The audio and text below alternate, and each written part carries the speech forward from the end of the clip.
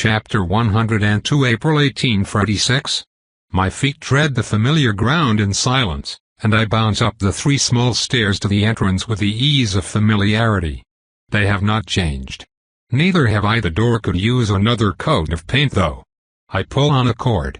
Light chimes sound from inside and a pair of heavy steps heralds the coming of the house staff. We are late enough that a visit would be considered rude, but not enough that I would be greeted with a musket. I do not recognize the woman who opens the door. She wears a conservative light dress and a scowl as she squints, trying to recognize me. "I am here to see Achille Raynaud," I announce. "And what business do you have with Mr. Raynaud?" "He called me here." Her inspection is done and she clearly does not like what she sees. Some people have good instincts and I cannot help but smile. I am experiencing something new, nostalgia. I have not been home in so long. Mr. Raynaud is indisposed. I know. That you should also know better than to come so late. Return tomorrow. She goes to close the door and shows quite a bit of surprise when I press a hand against the heavy frame, pushing her aside with ease. Her expression turns scandalized. "Madam, I will ask you to leave." Immediately. I take a deep breath to appreciate the moment, tasting the air. I am still welcome. The old magic has left me untouched. I step forward. "Fortunately, you are not my host. I do not need your agreement." I lightly push her protesting form aside and climb up the stairs, ignoring her pathetic invectives. My brother will rest in the master bedroom and this is where my steps lead me. The house smells of incense, sickness, old furniture, and old people. Girders and support beams creak like the knees of a crone all around and the ticks of an ancient clock thrum like heartbeats. Still, this place lives, more solemn than decrepit. The pitted planks are lacquered while the shelves sag under the weight of well-ordered books and polished trinkets.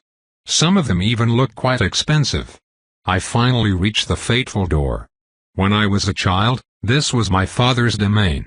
He would tolerate my presence there while he accepted no one else, not since mother had died. I would charge in to wake him up sometimes, jumping on the mattress and bumping my head against it as if I were a ram. He is long gone and so is his scent.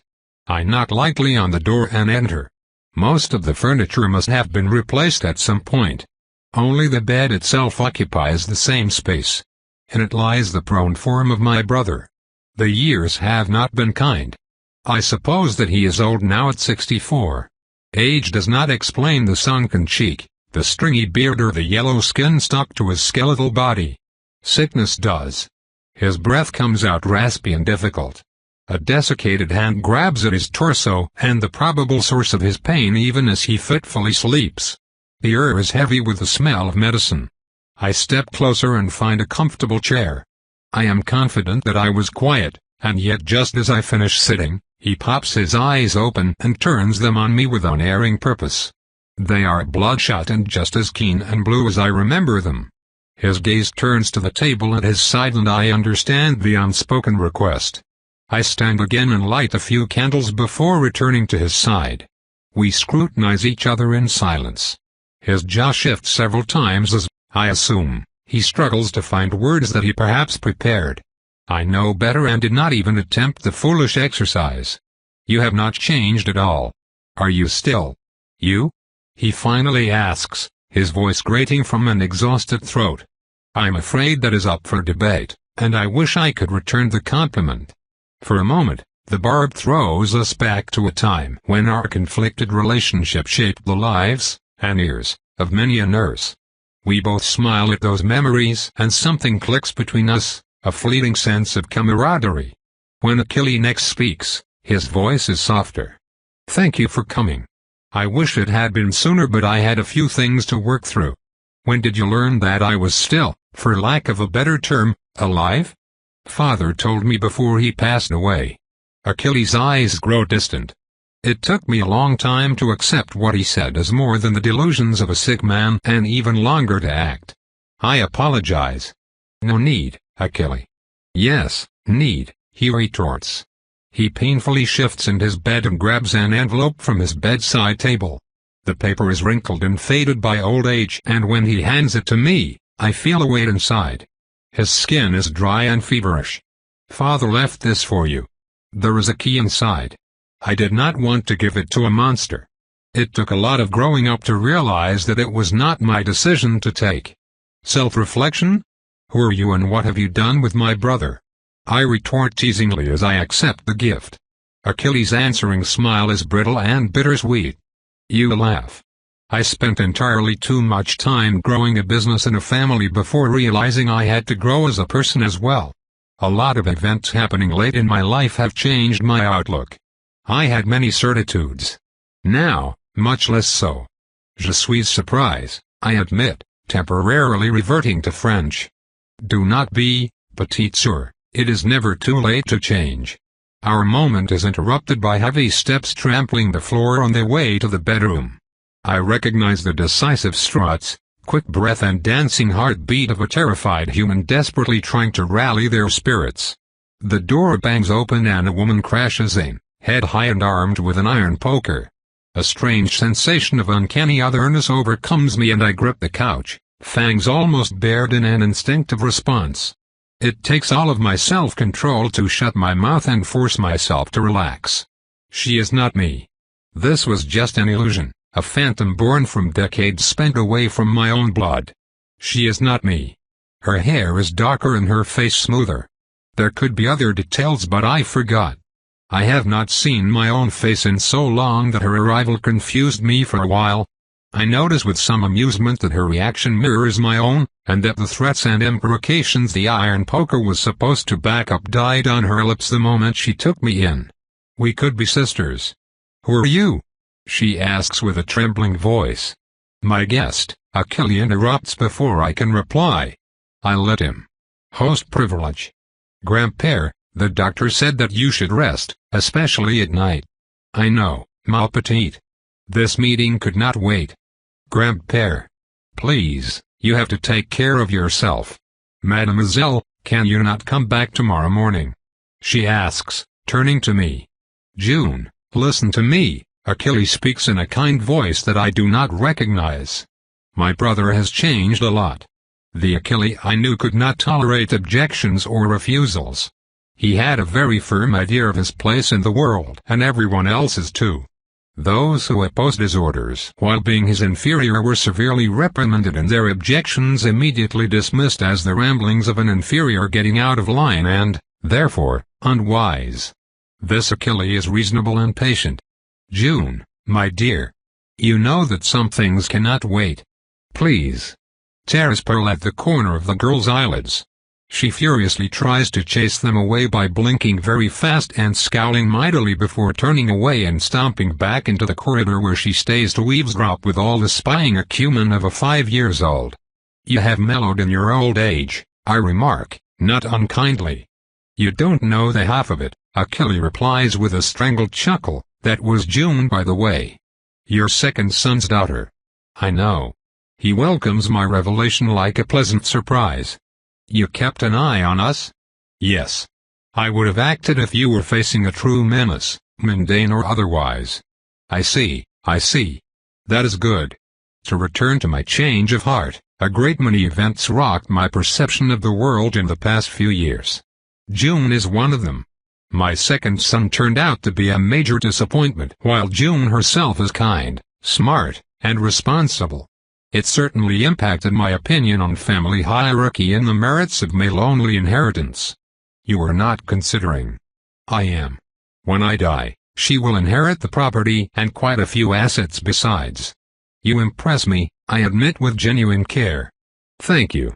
I am sorry that I could not reconsider things before disease and circumstances made it an imperative. I called you here for a favor. Supplicant. It has been a while since I last felt the intimate bond created by such a request. The ingrained urge to demand a price for my help fights a short war with an old sense of loyalty and loses. I will not ask for a price from Achilles. Speak. My youngest son, Richard, enrolled in the U.S. Army last year following our increased tensions with Mexico. Are you familiar with the situation? Naturally. The Natalists under Lord Jarrick are monitoring the situation with great attention. They favor the American side for a variety of causes ranging from security against the Comanches to the benefits of having a stable government for one full year. We are on the brink of war. President Polk ordered Taylor's men south into the Nueces Strip and Mexico will react. Achille nods. Correct. Richard is now a proud dragoon in the 2nd Brigade. Full of bluster, that one. The nation this. Our honor that. His blood runs white-hot with the fury of unbridled patriotism. His mocking tone surprises me. I always took him for someone who would support traditional institutions with the firm belief of a man whose position in life depends on them. He must have reconsidered his values at a fundamental level over the past decade. Achilles' breathing grows hard as the memory of his son's departure agitates him. It takes a few seconds for him to take a deep, relaxing sigh. Funny things, wars. Victory or defeat, there will always be one foolhardy charge or one vainglorious assault that kills all of its participants. Then, 10 years from now, some Washington asshole will paint a nice scene about the whole affair. You want me to get him out? I wish, but no. If life has told me one thing, it is that we must learn some lessons ourselves. I do not expect you to shield him from bayonets. I only wish for him not to lose his life in a stupid, preventable way. Can you do that? I can travel west and keep an eye on him, if you wish. I may not save him, but I will extract him if he is taken prisoner or if he is on the run. Enough. Yes, enough. We keep quiet for a while, Achille lost to his musings and me observing him. Say, I did not offer payment? He asks as an afterthought. No need. I think of us as family. He laughs at that. One short exhalation that soon turns into a wince of pain. I will keep you apprised, I tell him. No need. I have an understanding with my doctor. When you are gone, he will increase the dosage of some of my medicines and thus shorten my already minute lifespan. All my affairs are in order and I have no intention to dawdle and be a burden on June and the staff. You will let go of the world? I ask. You do not age, do you? Then you will be spared the indignities of your own body failing you. Waking every morning, weakened. Dimmer. A slow wreck that nothing can stop. His gaze grows clouded as he contemplates his own mortality. Death is not a failure. I am eager to shed this body and see what lies beyond, not because I despair, but because I can no longer grow in this crumbling vessel. You will stay here and look after our family, won't you? For as long as I live. Good. Now, I have never been one for long farewells. You must go to the wine cave. I thought it was never finished. Papa completed it a few years before he died. I think he left you something there. I sealed it after his passing and never entered it, but I cleared the entrance every spring. It should still be easily accessible. I see. This is goodbye, you who may or may not be my sister. For what it's worth, I think Papa is right and whatever you have become is still you. Thank you, Achille. Yes, yes. Now begone with you. And look after everyone. I will. Hopefully, for a very, very long time. Farewell, Achille. It was a pleasure seeing you one last time. My brother chuckles and rests back into his pillow, closing his eyes. I can tell that he is in pain and do not wish to annoy him further. I do feel something, though the cold of my mind significantly dampens the intensity of the emotion. I close the door quietly behind me on my way out. June is gone. For now. I do not return to the entrance. My steps carry me further into the old house until I finally arrive at my old bedroom, but I do not walk in. I will not find anything that belongs to me within this place I used to know more than any other. Several occupants have come since then and left their mark. The only prize I will reap would be a sense of violation, of breached den. I feel agitated and fear that bringing too many strong emotions to the surface would be unwise, and so I stop my hand before it can grip the handle and turn around, heading back. If I had not been taken that night decades ago and turned into what I have become, I would have followed a much different path. There would have been no midnight rides, no battles and no heists. No guns. Well, less guns in any case. I would have probably found a suitable husband I could have loved and trusted, who would have supported me in my projects rather than impose his will as some tend to do. I would have built a rum distillery and managed it for years. I would be here now, in this room, caring for my dying brother supported by my children and grandchildren. We would have had massive family reunions with luncheons lasting well into the night. I think that I would have been happy. Just as I am now. There was much to discover and many incredible people to meet. A mortal could not understand the ecstasy of the hunt, of killing a werewolf and drinking them dry, of dancing in the midst of immortals dressed in fineries from another age. Yes. It was, in many ways, a worthy life I have lived so far. I made it so through my own efforts. Bah, enough. I am on a schedule. I retrace my steps and make for the exit. June is waiting in the main hall. Her expression is complicated. I climb down the stairs, taking care to make some noise, and still she does not turn her eyes. Her mind remains fully captured by a painting on the wall I had ignored on my way up. Now, I finally look at it. Half a century ago, our father had set us to celebrate Achilles' 21st birthday in a way that would immortalize the occasion. Some cheap artist from Baton Rouge came with his brushes and meek manners and drew a portrait of our family. His work had been awkward. I can now easily spot the flaws in his style and some too hasty strokes that blurred the contours of Dad's face. Despite the shoddy work, there is no mistaking the people present as one of them has not changed at all. June finally turns to me, mouth open in mixed horror and surprise, so I do the most vampire thing I can. I lightly tap her shoulder, smile mysteriously, and take my leave before she can recover. Being darkly secretive is a form of boasting. Outside, the smell of wet earth from recent rain and the sounds of nature renew my sense of nostalgia. The property has changed and has also stayed the same. Like me. The path to the wine cave is overgrown now, Achilles being unable to clear it himself. I tread it with ease and end up at the edge of a gate seemingly stuck into a small hill. The surrounding vegetation assaults it from all sides in a furious attempt to close the gap. Green sprouts and other tendrils grasp towards each other like grasping limbs frozen in time. I use the iron key on the lock and push in. The door protests the intrusion with a deafening creak. Papa built himself a nice little haven here, away from prying eyes, and I immediately realize why. Two of the walls are lined with moldy bookshelves filled with cheap editions of magic theory books. A desk by the side collects dust, its surface barren. The entire far side of the room is covered by a large workshop filled with curious tools, including a few optical ones with their lenses shining strangely in the darkness. On it sits a box and a sealed envelope. I neglect the books. Most of them are easily obtainable, and I know their content already, having spent a decade learning from one of the greatest arcane smiths who ever lived. A quick inspection of the desk yields nothing of value. The room was thoroughly cleaned before it was vacated. This is it. I open the envelope with trepidation and take my time to unfold the yellowed paper. My father's smooth cursive greets me in all its comforting familiarity. My hand goes to my neck, to the pendant where his last instruction rests locked forever in a case of steel.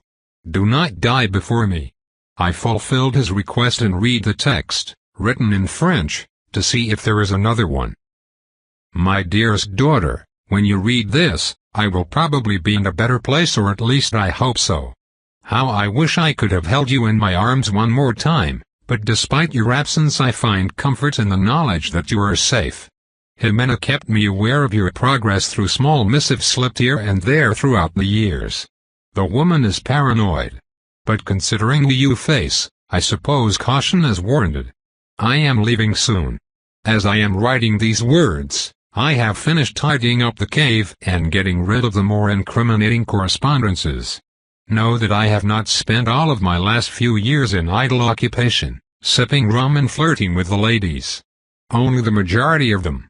I also did a little bit of trading here and there. You know your old man. Eventually, I got my hands on something that will help you. Jimena informed me that it would be some time before you could use it, and I find that I do not mind. I very much enjoy the idea that you carry this present into eternity, one gift from me, by your side, forever. Please take good care of it and give your enemies hell.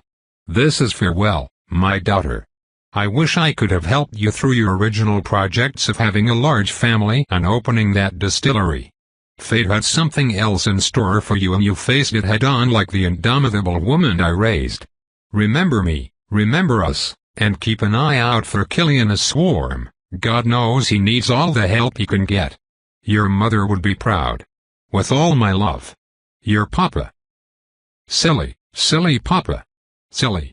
I did get my family, and my distillery too. And now I am crying blood on the silly paper. Bah. I fold the letter religiously, replacing it in the envelope. The container is locked until I try the key in the envelope Achilles gave me.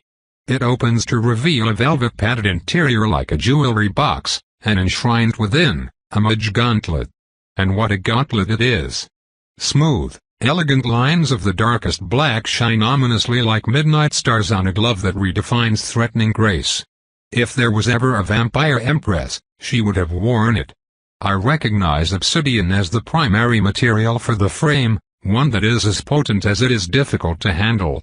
Chains of silver alloy bind the lithe knuckles to grant the artifact even more power. This is, perhaps, one of the mightiest foci one can make, and it looks good. An exquisite tool and a fashion statement. A small, handwritten note lies near the wrist. Celestine Black and McGibb's Regalia. Certificate of Authenticity of the Rosenthal Consortium. Wow. I recognize that name. Celestine McGibb was a 15th century unconventional Scottish mage known for her brilliance and her short fuse. She invented several interesting spells, including the short-range killing one that afforded her the moniker, but also an explosive diarrhea hex she would use on rivals. Now, her gauntlet belongs to me, thanks to my Papa. I caress the smooth surface lovingly and consider how lucky I am. When I came back to my home after my escape from Lancaster custody, I almost expected him to be gone, or dead. I hesitated and delayed because I knew the most likely outcome of our reunion to be curses and screams. Instead, he welcomed me and sent me on my way with a gun and a promise. He was wrong in a way. Dalton, Loth, and Jimena became my family and I realized that without them my path would have been much darker. It would have been cut short quickly as well. I do not know how I would have behaved if rage and bitterness had guided my actions. The memory of the time remains dark. I had traveled the land harried by time, filth, and the thirst. A Gabrielite almost killed me. Instead of disappearing like a ghost, I may have slaughtered my way through the countryside in a fit of rage and despair. I would not be the same person without them. I grab the gauntlet and place it in a small bag by my side, replacing the standard focus I had purchased before. I make a note of recovering the books, just in case, and leave the wine cave. On my way out I meet an old man waiting by the road. He smokes a pipe with dignity, dressed in comfortable and clean outdoor clothes, but his eyes are laughing. I raise an eyebrow as, in my mind, mortals do not have the right to be silent and mysterious. I should maintain the exclusivity. Hello, cousin, the man greets me. I freeze and dig through my memories, the Rosenthal essence proving necessary for this one. Cousin? I have some cousins. I even met one on the night I returned. Lucian? I blurt out. Ha! I knew it. All those years and people telling me I had dreamt it, but no. My cousin Ariane is immortal. So, are you some sort of Greek hero or something? Is it a mythic item taken from a dead god? Something of the sort. I mumble, completely out of sorts. I was recognized. Twice. All right then. Are you on your way to keep an eye on Richard? How did you know? Arg. By the Watcher, I am supposed to be the one who surprises people. Being emotional interferes with my darkly charismatic femme fatale persona. The man nods wisely. I thought old Achille would come around, eventually. On your way then. I'll keep the house safe while you go slaying hydras or something. Good luck. Fine. Goodbye Lucian, it was good seeing you again. I apologize for, coming back from the dead? Oh, don't worry about it. Everything in life is relative, including your relatives. Bye-bye. Ugh. Chapter 103, May 1, 1846. I was not granted the time to return to my home base and muster a force. 100 disciplined militiamen would have probably been welcomed by Taylor, since there was a dire need for more trained troops. Unfortunately, fate forced my hand with news of a skirmish and Mexican forces moving on Fort Texas. I try to ignore the fact that dragoons died during the opening engagement, and that there is a chance that my mission failed before it could even begin. I remember the loss of a potential vassal because I overestimated myself decades ago, and so I decide to head west without delay, even if it means having access to fewer resources. I am confident that I can, shall we say, convince Richard's superior to be avaricious of the life of his men. I barely stop by a small pond to cast a message spell. Messaging spells are interesting as they require knowing the exact interlocutor and his approximate location before casting. The power required to hold a conversation is also significant, as is the need for focus. Fortunately, I merely must contact Boston to inform them that I would be likely interfering with the military and request access to Natalist land, which their local representative agrees to immediately. I manage to set a meeting with their one caster capable of message spells at the edge of their territory. With the diplomatic aspect of the problem solved, I can set out without concern. I make use of a more recent series of safe houses set up by Constantine on my way west. Those are maintained by the different clans in order to facilitate safe transit, a measure that we took from our European cousins. I rely on those for the first 3 nights on my ride by the coast, then find myself in the wilds on the 4th, at the edge of Texas. I decide to stop in a cove with tall leafy trees and the sea lapping on a stone beach further down as the night ends. I climb down from Meadows, who looks at me with the silent, judgmental disappointment of someone who has not had her ear yet. I recover a small bag from her harness and remove the desired snack, which I wave around as I demonstrate. Her captive attention spurs my scholarly enthusiasm. Since the dawn of time, our worst weakness has always been the sun. How many of my kin have succumbed as dawn caught them unaware or unprepared? How many turned to ash under the yellow orb's vengeful radiance? Too many. Too many, I say. Thankfully, my sire, bless his ingenuity if not his kindness, came up with a permanent solution. Metis takes a step forward, head tilted in a vain attempt to intimidate me. Silly pony. I am not done. Behold, the instant resting place spell. After casting it, I shall be shoved into Mother Earth's comfy embrace, safe from pesky incineration. Isn't that grand? Have the damn ear. I forfeit the snack to Metis' decidedly pointy teeth and raise a gauntleted fist. Entomb. The earth takes me. 1 day later. An absolute bloody idiot crawls out of the muddy soil like the brain-dead fook which he is, spitting twigs. Pwa. Pwa pwa pwa pwa. Pwa. Erg, I think I swallowed a worm. The irredeemable imbecile who shall remain anonymous makes a pathetic attempt at unsticking dried earth from her completely ruined traveling dress. She looks like a mudslide. Forsooth. If it is not my old enemy, the direct and completely predictable consequences of my own actions. Curse you. Curse you unto the dawn. My moment of melodrama finished, I swallow my pride and go for a short swim in the ocean. The salty water can just finish what the mud started. I care not. I am not going around looking like an ambulating nymph-shaped bug. After coaxing Metis into letting me ride her through bribery, I stop at the ranch to upend a few bucketfuls of crystalline salvation on my unworthy head. A passing farmer approaches, but a very frank I don't want to hear it. Sends him on his way. Thankfully, the delay is short, and the incident only claims my self-esteem as a victim. Soon, I approach Corpus Christi, the town where the army used to be stationed and where I will link up with my contact. The weather is rather warm, but drier than what I am used to in my native Louisiana. Texas has drier parts further west, but not here. For one irrational moment, and as the ranch-turned-trading post-turned-garrison town comes into view, I fear that a place named Body of Christ will somehow repel me. I think that a mighty barrier might descend from the heavens to protect the hallowed ground, smiting the inhuman beings in their midst. Then, a vigorous young couple does, from behind a barn, what I will generously call a Corpus Christi tussle. I also quickly come across the Corpus Christi whorehouse, and all my worries disappear like wrinkled dollar bills into an overstretched corset. Why should I care that I can no longer blaspheme? The mortals are doing it for me. I cross the bloated body of a watering hole that grew too fast so as to accommodate its many bored guests. It does not take me long to find the army's previous encampment, now mostly empty. The first problem arises when the Magi contacted, and who was supposed to meet me, fails to materialize. I take a moment to ascertain that, yes, I am at the right entrance. I even flare my aura for good measure. Nothing. A small tingle runs along my spine and a feeling I have come to recognize and rely on. My intuition informs me that something is up. Well, that is nice, but I am on a schedule. I manage to isolate a sentry and feed on him, leaving the poor sod woozy. Better not take risks with the thirst.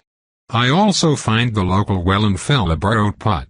The watery reflection will serve as a focus for the message spell. The Mage does not reply. A worrisome development. He is, to my knowledge, the only long-range communication specialist for the Nautilus. They are not exactly known for fostering mages. No matter, I am on a mission to locate a lone dragoon. I climb back on Metas and head south after my quarry without too much hassle. 4,000 men marching with their baggage leave a mark on a land that a blind simpleton could not miss. We ride hard and the landscape maintains its green sheen for now. There is something dry in the air that I can taste on the back of my tongue, a sun-baked flavor hinting at the height of summer when light will push down on the land, settling on the shoulders of mortals like a heavy cloak. It will be different from the engulfing wetness of the marshland but no less oppressive, I can tell. I find myself missing winter once more. Cold is more my thing. The land is mostly flat here and we make good time through the wilderness. A small draft carries the smell of the ocean, a constant companion these past few days. I find little comfort in it. The fateful tinkle has not stopped, and though I detect no immediate danger, I am still wary. Just as dawn approaches, the road widens and the trees shorten to reveal the estuary of the Rio Grande, a patchwork of green grass, ochre sand and blue water. A fort built on top of a small inlet stands vigil over the idyllic locale. The earthwork was obviously made in a rush, but it does look defensible with all that water around it. Torches set at regular intervals protect its approach. Even this early, a flurry of activity shows that soldiers are already awake and active. I hide behind a few trees and change into a clean dark green traveling dress, smooth my hair into a decent do and ride forth. I come across a patrol on foot made of young men who might be able to grow enough facial hair for a pencil mustache through collective efforts. They flinch when Metis trots by, but the presence of the fairer sex motivates them to straighten their backs. I am briefly asked a few questions and subsequently directed to Lieutenant Briggs, who is in charge of keeping track of things. I admit that they look rather fetching in their white and blue uniforms. I am stopped again at the fort gate by a grizzled sergeant with a coldly assessing look. I can taste his apprehension though he masks it well. The silly pony has this effect on everyone and particularly on those who have seen death. Some primal memory from ancient times resurfaces to warn them that she is more than she seems. Who might you be and what in the name of God are you doing out here at this time, woman? I adopt my tragic heroine persona, one of a girl who rode through dangerous lands for a noble cause. She is stricken by tragedy, yet still defiant. She is also hard to resist when she makes very reasonable requests.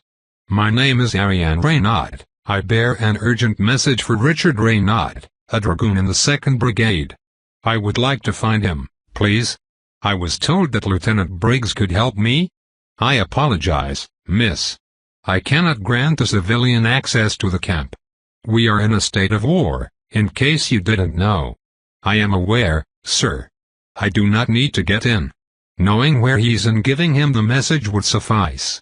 Please, will you at least tell where I can find my brother? A small lie, but one that will serve me well. Even if Richard is here and remembers that none of his sisters is called Ariane, he will merely assume that the old sergeant misheard. The man himself scratches his beard as I grow impatient. Dawn will fall in an hour and I am not eager to repeat the emergency tomb experience. Thank you very much. Eventually, the benign nature of my question forces a reluctant grunt. He barks an order at one of his subordinates who takes off at a sprint. A few minutes later, an officer with a spring in his step struts to us, mustache waxed and uniform ironed to flat perfection. Even the flickering light of torches reflects on his shiny buttons. The newcomer is dark of hair and eye, and his demeanor wordlessly screams of disdainful annoyance. He turns an angry gaze to my helpful sergeant. His nostrils flare as he takes a deep breath in anticipation for some furious tirade, no doubt. I do not have time for this, and so I slip from Metis' back and take a quick step forward and curtsy. Thank you so much for taking the time to see me, sir. I apologize for the disturbance, I announce in an aggressively contrite voice. The officer is taken aback and his lambasting dies on his lips as he studies me. He places a pair of spectacles on his aquiline nose and scolds. And what do you think gives you the right to disturb an officer? We are conducting a war here, miss. The affairs of the nation take precedence over whatever you think you are doing. Please forgive me, you little jackass, sir. I would not dare disturb you so in normal circumstances, but this is hardly the case here. Our father just died, and it was his dying wish that I carry over his last words to my brother as soon as I could. Please, I only need to give it to him. I affect my most pathetic face.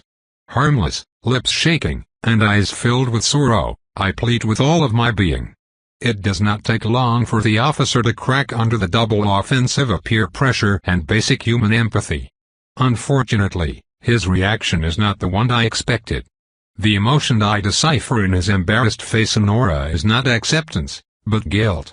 He knows. He already knows. Where is my brother, sir? I ask, this time pushing on his sense of pressure. You. That is. Richard Raynaud was captured on April 25 by the Rio Grande with most of his squadron. I am sorry. By the Watcher, what the? Arg. It takes all of my self-control to mask the rage I feel right now and affect a tragic expression.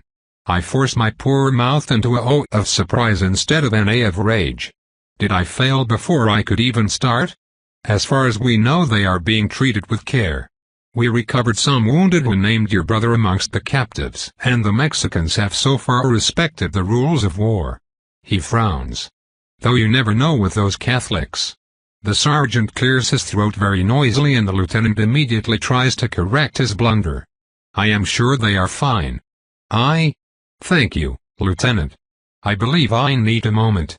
You're about to keel over, miss. Come in and we'll look after you, the sergeant says with some concern. I cannot accept. Dawn is on its way and I feel the coming of lethargy on the edge of my mind. I need to find cover. Thank you kindly, Sergeant. I fear that I must refuse, I tell him, not unkindly, and turn Metis around. They do not try to hold me back. My best of ponies tends to attract attention when she starts to move and there are few who would not be happy to see the back of her.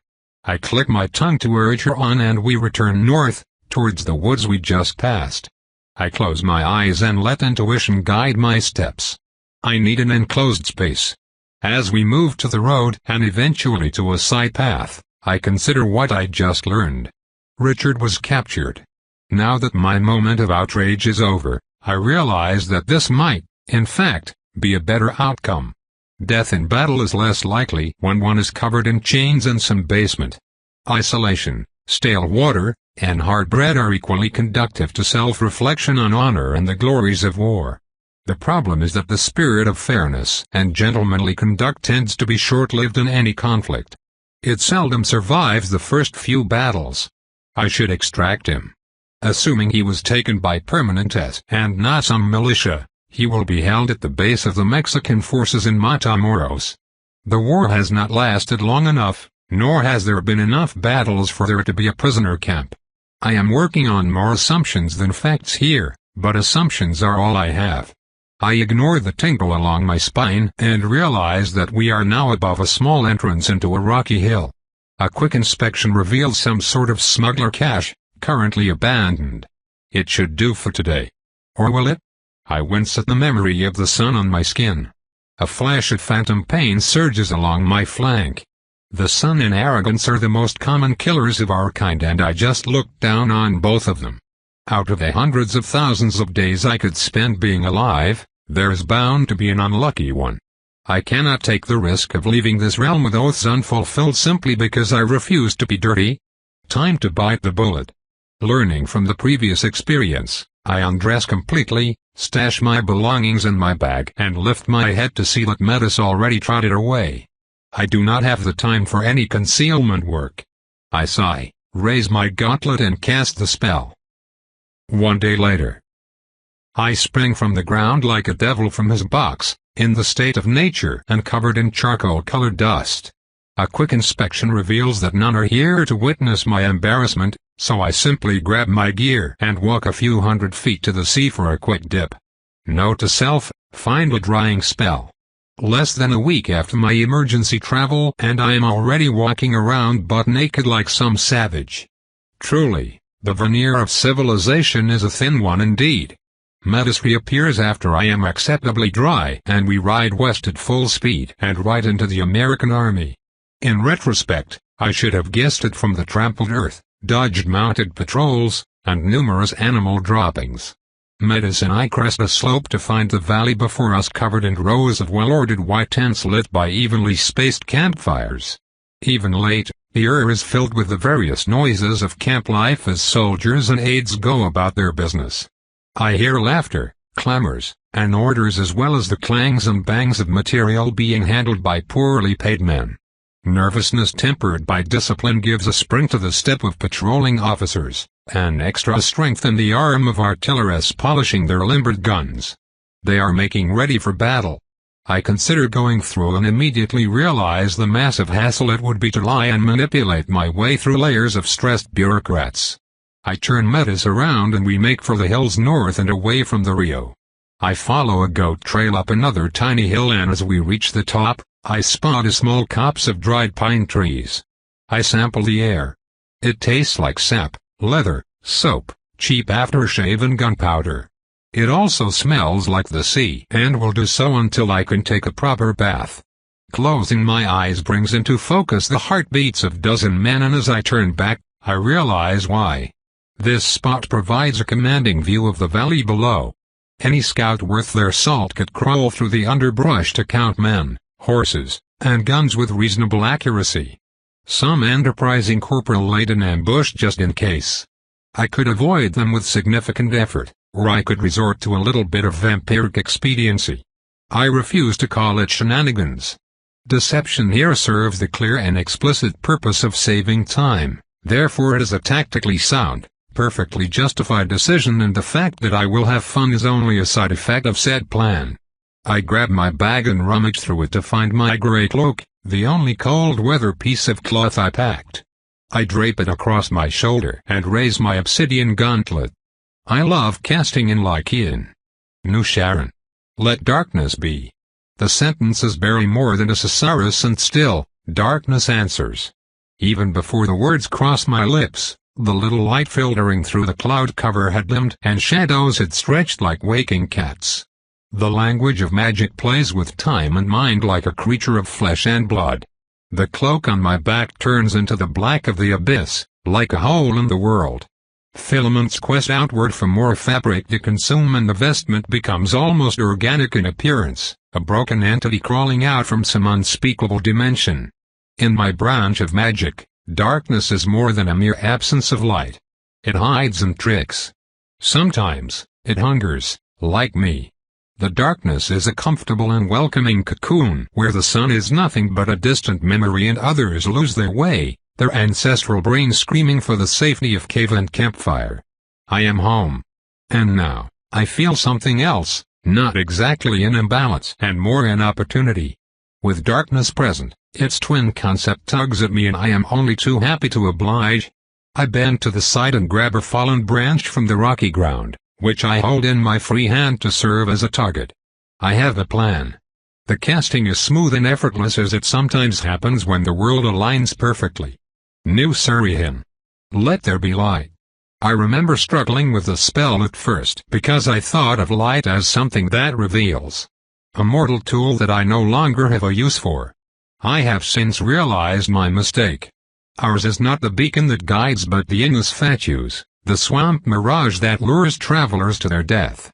Like us, our lights shimmer selfishly for their own amusements in an elusive dance that teases and cheats. A dark purple orb rises atop the branch which I prune to leave a scythe-like shape of false knot bones. Then another. And another. Hey, do you see that? A voice whispers from the meadow. Metis perks up as she likes teasing mortals almost as much as teasing me and eating ears. I swear that she makes herself noisy on purpose. Stomp. Stomp. Stomp. Shh. Someone is coming. Someone else orders. I pass by, clad in a gown of midnight and carrying the macabre regalia of my office. The purple glint of the three orbs I conjured tremble around it like captive souls. Gasps. Moans. The sound of soiled trousers. The apocalypse pony stops without my prompt. She huffs the air, nostrils flaring, lungs working like two great bellows. Her massive head tilts right and two beady eyes sweep the underbrush like the glare of some hellish lighthouse. Her red, horrifying gaze slows on shapes that start to sob and mutter prayers to whatever deity might get them out of this death trap. Not to be outdone, I let the mortals stare at the void-black content of my hood. I wait a few moments before urging Metis forward.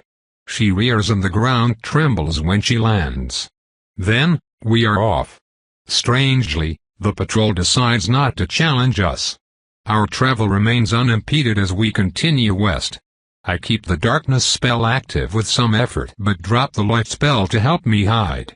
The landscape changes as we move away from the road, tall grass spreads out in all directions, only interrupted by the odd trees. There is very little light to be had and I must resort to my superior senses to get past the first Mexican patrol. I lead Metis behind a ridge and peer out with some curiosity at the other side of this conflict. Some of the differences are obvious. First, they all wear thick mustaches that could double as paint brushes. Second, some of them look considerably less well-fed than their American counterparts.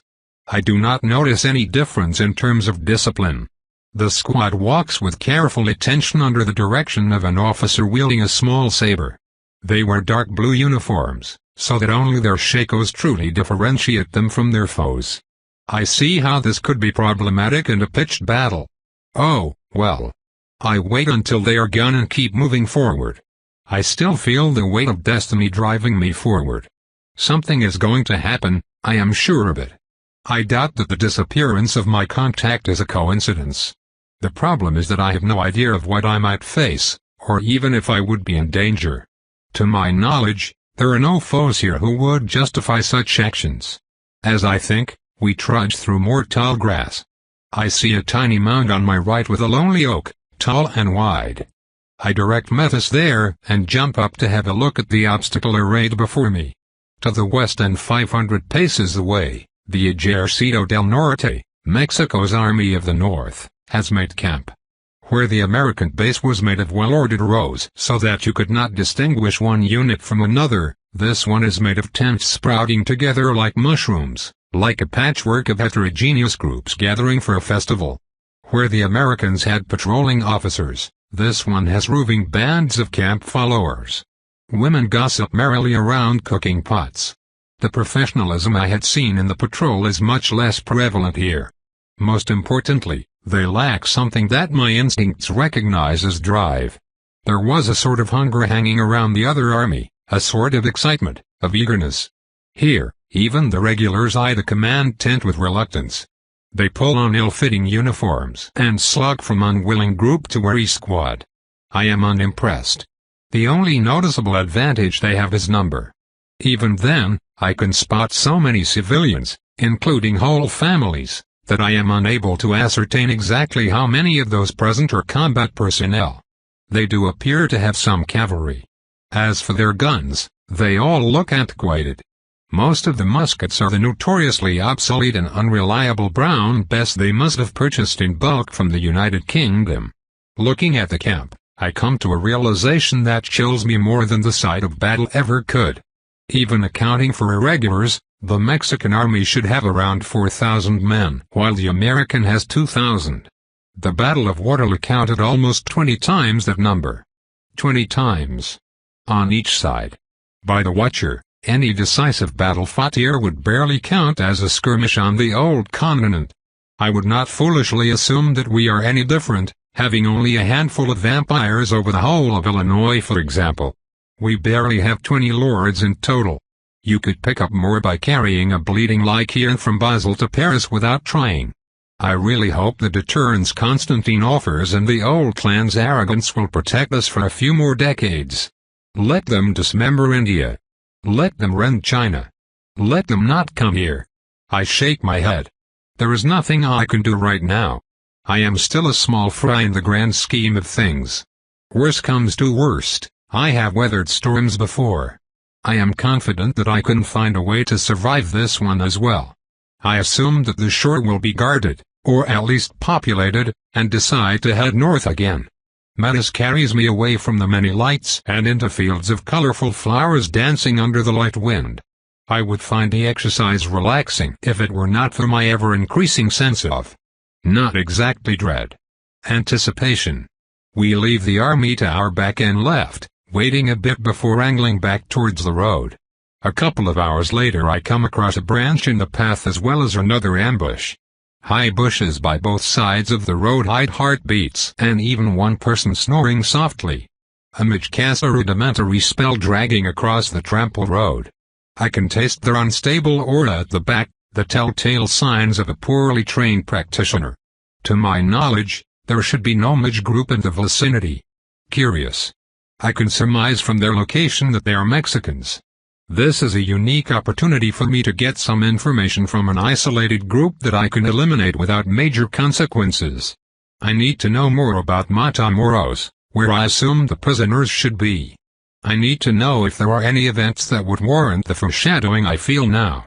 The only difficulty I see is language. I can barely say Buenos Dias without a man ribbing me. My only hope is that they have an interpreter to interrogate captives. Otherwise, they will try to bring me back to their camp and I will have to eliminate them. I believe this is worth the risk. You might as well come out, I announce, as I stop Metis just ahead of the crossing. I smile at the 1 second of stupefied silence this grants me before the sides of the road bursts with yelling militiamen brandishing rusty weapons and polished facial hair. I am soon surrounded on all parts by pelosity. After much ordering around, para. A sneering irregular steps forward to, I assume, grab the reins. I am most amused by his expression of absolute disbelief when he realizes that there is none. Sadly for him, he makes the mistake of keeping his hand in the air. A snap, a yell, and the man now holds the mutilated stump of his little finger. More screams arise on all sides while Metis chews the lost appendage without breaking eye contact. Good pony. The man reaches for a pistol and I believe that negotiations will fail until a clear and distinctively female voice brings order to the screaming mob. Ya basta.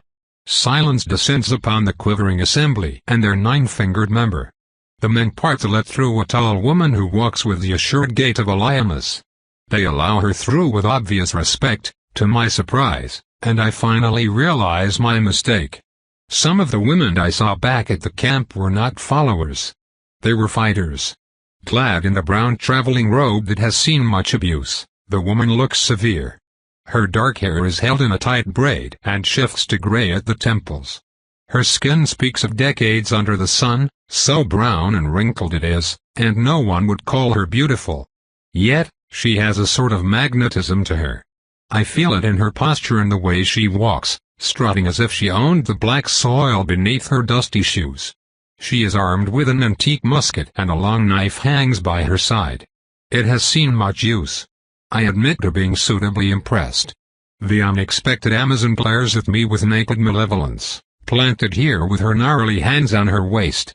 Her confidence almost cancels my natural height advantage. What is it, Pandaya? First time seeing a soldadera? You're a combatant? No, I keep the knife to skewer pumpkins. Of course, I'm a combatant. I keep my face impassive and dismiss the comment. She is the one who laid the spell, and I find her interesting. I notice a small statue of who I expect to be Mary by her side, wrapped in golden thread with stylized bells made of wood. This is a rudimentary focus. The warrior woman is a rare case of an untrained mage who pushed herself until she could reliably cast. She probably believes it to be some sort of miracle. People like her began entire magical traditions when they taught their methods to their gifted children and apprentices. I did not expect to see a curandera, a Mexican witch, so far north. Your command of the English language is impressive. Yes. I learned it from Texans when I was running with the Comanches. They taught me so that we could ransom them properly, she explains with a sinister smile. It fades when I do not react with the horrified shock she was expecting. I have two options. Option 1, I stick with my cover story and pretend to be a foolishly brave woman on a quest. Option 2, I reveal a little more of the world I belong to. Just a smidgen of aura to freeze the woman to her core and make her feel inside exactly where we both stand on the food chain. I think I will go with the second one as it is the most likely to get me answers. I judge that she would dismiss an idiot, brave or otherwise. I am also less inclined to act with subtlety when working with so many unknowns. Is that so? I casually ask. What are you doing here, chica?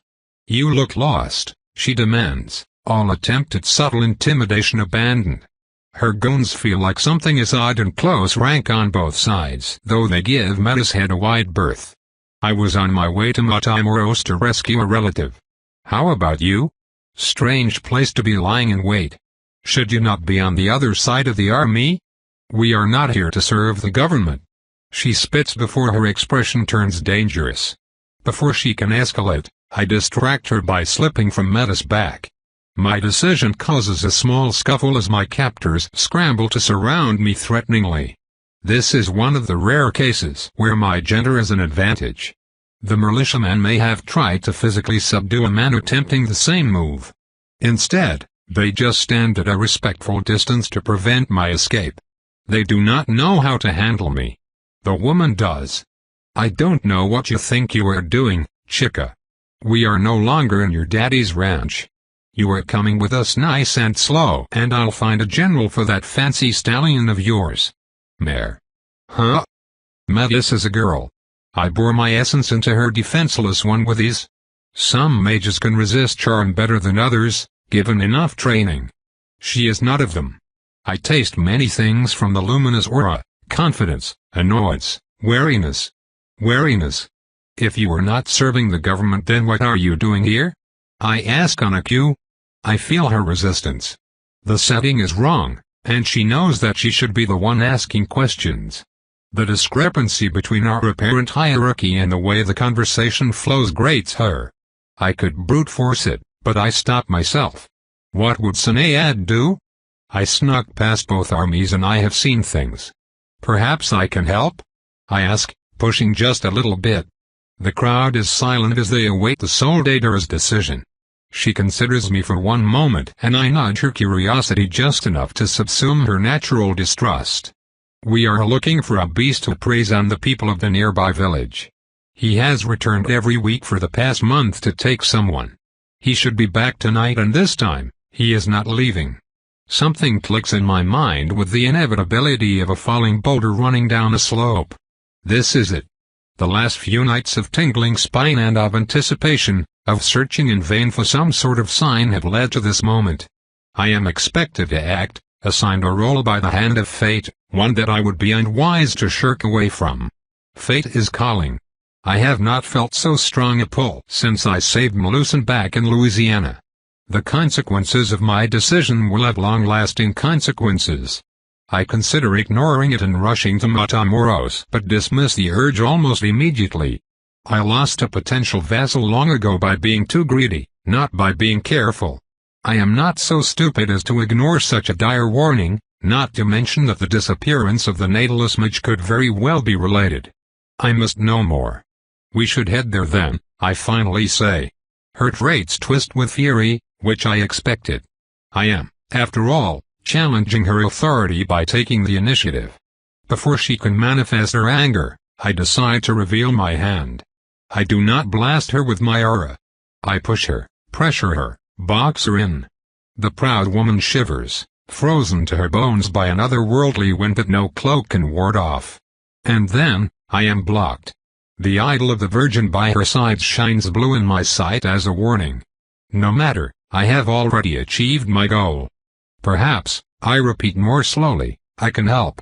I have seen such things happening in the past. Madre de Dios, I just felt as if someone stepped over my tomb. Brr. She crosses herself and I grit my teeth as the gesture sets me on edge. It must be a sign of God. Come on Pantea, let's go back to the village and talk. No more ambushing? I need to check on Pedro. He was supposed to report every 10 minutes, that lazy good-for-nothing, she complains offhandedly. Ah. Then we should really hurry, I suggest as I climb back on Metis. The crowd of mortals senses that something is off and they gather protectively around their leader. She takes the branching path at a run. I follow them and consider the important question. What are we facing? It cannot be a rogue. They do not have enough self-control to stop at one victim. It cannot be a feral werewolf either. That still leaves a wide range of possibilities, from a sick human to vampire. By the Watcher, I hope it is not a vampire. The dusty road snakes down towards the river until the tall grass gives ground to tended fields of wheat and corn. After a minute, we reach the Rio Grande and the path angles right. The village itself appears made of stone buildings painted white, with low, wide roofs of straw. Nothing seems out of sort until we see the town square. There, at the crossroad of empty streets, lies the body of an irregular. He still grips a loaded pistol in his unmoving hands. A wide straw hat rolled against a merchant's stall, now empty. Que pido con eso? My companion softly swears. The spectacle is so bizarre that I stop Metis in her tracks. The corpse clashes against the otherwise mundane background in a stark contrast that wakes the artist in me. What makes this so captivating, I wonder? The gash in his neck. Oh. No blood. He was exsanguinated. The deathly silence that falls on us as we take in the grisly scene makes the gasp of pain behind me that much more poignant. I turn and come face to face with a man who was not there, who should not be there. He has wavy black hair that falls to his chin, a thin mouth twisted into a rictus of gleeful cruelty. He wears a dark leather coat and bears no obvious weapons, and yet I cannot help but recoil. His eyes are gray, bloodshot, and they display the most manic rage, the most desperate hatred I have ever felt in my life. Their raw, bleeding intensity freezes me to my very soul. His left hand is buried deep in the soldater's rib cage. She gasps in immense pain as the buried limb keeps her upright. He has no aura. Nothing. On instinct, I send a tendril of essence that hits an invisible wall. Still nothing. He is as void as an empty grave. Slowly, with contemptuous wrath, the man lifts the dying form of my guide, then his arm blurs. I dodge the corpse. Her blood splashes against my dress as I slip from Metis' back. Go. I order. She can do nothing here. By the time I hit the ground, my foe has killed 3 more men. I rush him, cursing myself for not having taken any weapons. What an idiot I am, spending 10 years safely and then forgetting where I come from.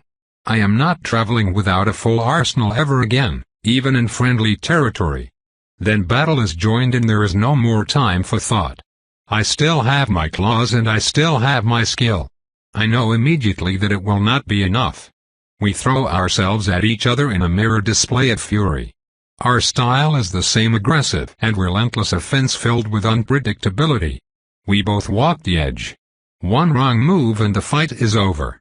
A claw to the throat or a finger through the chest. The matter of a single instant.